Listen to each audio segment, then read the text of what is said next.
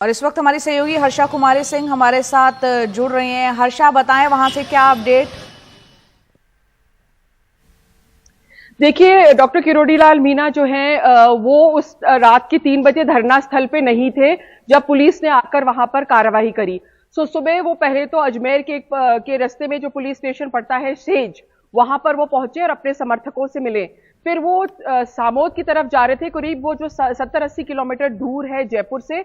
और एक जो शहीद की जो पत्नी है, लांबा की पत्नी, उसका गांव उस साइड पड़ता है।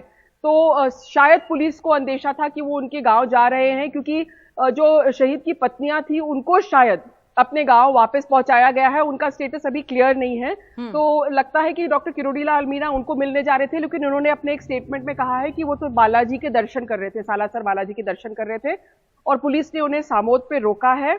और वहां पर जो एसपी है राजीव प्रचार, एसपी लेवल के अधिकारी ने उन्हें गाड़ी में बिठाकर अब ले गए हैं। बता रहे हैं उनको सीकर की तरफ लेके जा रहे हैं।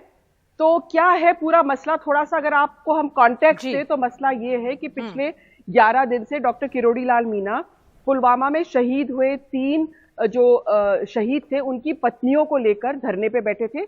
उनकी मांगे कुछ ऐसी थी, लांबा की पत्नी और जो एक और है उनकी पत्नी की ये मांग थी कि क्योंकि उनके बच्चे नाबालिग हैं, बहुत छोटे छोटे हैं बच्चे, तो उनकी देवर को नौकरी मिलनी चाहिए। वैसे उनको जमीन और जो मुआवजा मिलता है उसके अलावा जो नौकरी है, प्रावधान ये रहता है कि नौकरी जो है बच्चे के लिए ही रखा जाता है। अगर बच्चा नाबालिग होता है तो फिर जब वो बालिग होता है तब ये नौकरी दिया जाता है।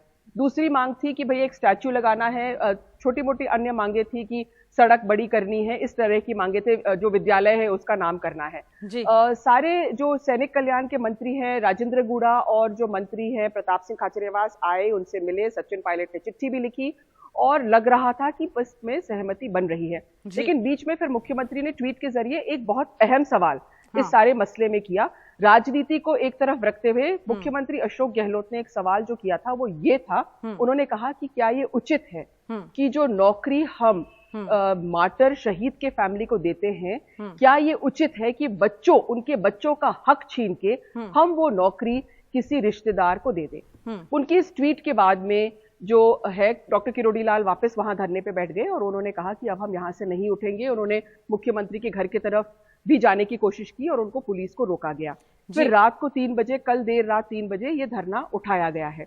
तो अब जो है ये राजनीति जो है और ये ज्यादा अहम होती जा रही है। जो डिमांड्स हैं मैं एक चीज आपसे समझना चाह रही हूँ, जाहिर सी बात है कि इस पर राजनीति खुलकर हो रही है और यहाँ पर राजस्थान में राजनीति तेज इसलिए भी हो रही है कि बहुत जल्द वहां चुनाव होने जा रहे हैं। आपसे समझना चाह रहे हैं कि बीजेपी रूल्ड स्टेट में शहीदों के परिवारों को लेकर क्या कुछ नियम कायदे हैं जो कि इतर राजस्थान में अलग हैं? क्या राजस्थान में वही चीजें हैं या उससे कुछ अलग है? क्योंकि परिवार के एक सदस्य को नौकरी देने की बात अगर है और यहाँ पर मुख्यमंत्री कह रहे हैं अशोक गहलोत कि परिवार में जो बच्चा है जो शहीद हुआ है उसका हक मारा जाएगा अगर किसी और को नौकरी दी जाती है। कई बार होता है बच्चे छोटे होते हैं, उस उम्र तक पहुंचने में वक्त बीतता है, तो ऐसे घर परिवार कैसे चलेगा? तो प्रैक्टिकल प्रॉब्लम क्या है यहाँ गहलोत सरकार के सामने? देखिए, मुआवजा मिलता है। मुआवजा 25 से 50 लाख तक का मुआवजा होता है। जो पेंशन है वो मिलती है। अगर आप किसी भी एक्शन में शहीद हुए हैं तो आपको पेंशन मिलती है, आपको सरकारी जमीन मिलती है।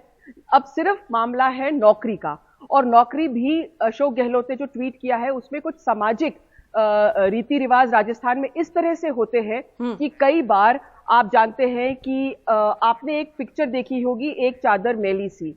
वो एक समाज के रीति रिवाज पर आधारित पिक्चर थी, जहां पर कभी कभी जब किसी की मौत हो जाती है तो कभी कभी भाभी को कहा जाता है कि आप देवर से शादी कर लो।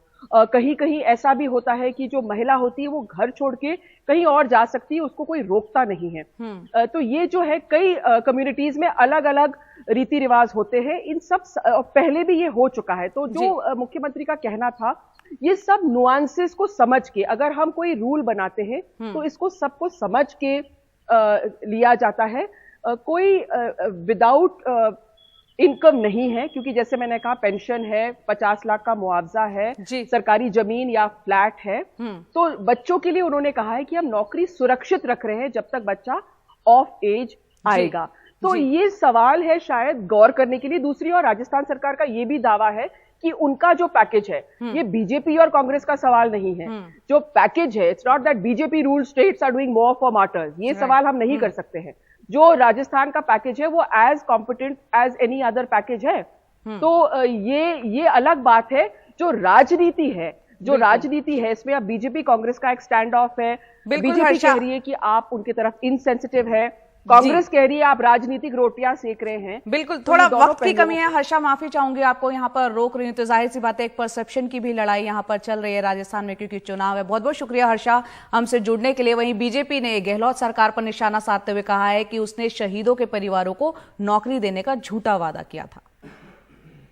जब पुलवामा का हमला हुआ और यह अंत्येष्टि हो रही थी, वहां पर जिस समय सिंपैथी वेव थी पूरे देश के अंदर, उस समय राजस्थान के मुख्यमंत्री के मंत्री वहां पर पहुंचकर उन्होंने जो वादे करे वो झूठे वादे थे। सबसे बड़ा प्रश्न है ये। आपके सामने उन्होंने कहा कि परिवार जिसका भी नाम लेगा उस व्यक्ति को हम नौकरी देंगे। ये वीडियो आपके हमने सोशल मीडिया पे भी डाला हुआ है और आपको हम फोन पे भी भेज रहे हैं। ये कांग्रेस पार्टी झूठी पार्टी है और झूठे वादे करती है। एक के बाद एक इनके वादे सारे झूठे साबित हो रहे हैं। यहां पे वीरांगनाओं को ऐसे समय पर इन्होंने झूठा वादा करा। अगर वादा करा है, मुख्यमंत्री साहब से सलाह लेकर वहां पे पहुंचे हैं उनके मंत्री, तो अपनी बात पर खरा उतरना चाहिए, उसको पूरा करना चाहिए। लेकिन सबसे बड़ी बात है कि मुख्यमंत्री जी मिलने को भी तैयार नहीं है। वो अब कानून की गुहार लगा रहे हैं, समझा रहे हैं सबको। रक्षा मंत्री जी ने, केंद्र के रक्षा मंत्री जी ने उनको फोन करके आग्रह कर दिया है कि आप मिलिए, परिवारों से मिल लीजिए, लेकिन नहीं। एक वीरांगना की तबीयत खराब होती है तो 108 एम्बुलेंस वहां पे पहुंचती है, लेकिन उसमें डॉक्टर नहीं होता, उसमें केवल नर्स है। क्योंकि कारण यह है कि परिवार को, वीरांगना को वहां से हटाना है, अस्पताल ले जाओ, लेकिन वहां से धरने के स्थल से हटा दो।